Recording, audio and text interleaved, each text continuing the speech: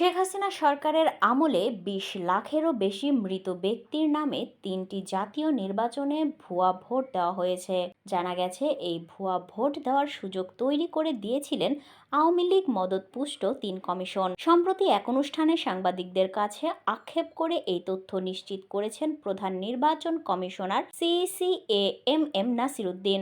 তথ্যসূত্র বলছে, দশম, একাদশ ও দ্বাদশ জাতীয় নির্বাচনে ভোট দিতে পারেননি দেশের ১২ কোটিরও বেশি ভোটার, যার মধ্যে নতুন ভোটার ছিল ৪.৫ কোটি, যে কারণেই ৩টি নির্বাচনই ভুয়া হিসেবে বিতর্কিত।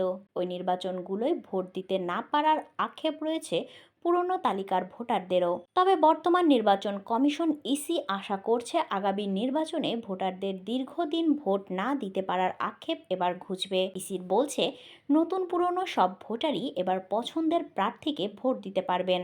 তাদের এমন মন্তব্যের পর দেশের নবীন প্রবীণ ভোটারেরা ভোট দেওয়ার স্বপ্ন দেখছেন। গত ৩ নির্বাচনে জীবিত ভোটারদের সরব উপস্থিতি কম থাকলেও মৃত ব্যক্তিদের পক্ষে ভোট দিতে সরগরম ছিল আওয়ামী লীগের নেতাকর্মী ও দোসরেরা। তারা ভোটার তালিকা থেকে মৃত ব্যক্তিদেরও বাদ দেয়নি, যার সংখ্যা ছিল ২০ লাখেরও বেশি। এবার সারা দেশে ভোটার তালিকা হালনাগাদ করা হয়েছে। হালনাগাদ করা তালিকা থেকে বেরিয়ে আসা বিপুল সংখ্যক মৃত ভোটারকে বাদ দিয়েছে নির্বাচন কমিশন। এ বিষয়ে সিইসি এম নাসির উদ্দিন বলেন, ওরা কবরবাসী ভোটার, কবর থেকে এসে ভোট দিয়েছেন। মৃত ভোটার ধারণার বাইরে ছিল।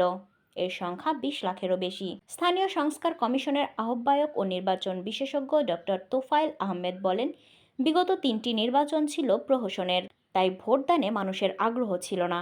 তবে নির্বাচন ব্যবস্থায় নানা সংস্কার ও হালনাগাদের পর নতুন একটি নির্ভুল ভোটার তালিকার মাধ্যমে আশা করা যাচ্ছে মানুষ ভোট দিতে কেন্দ্রে যাবে এবং ভোটটি হবে উৎসবমুখর।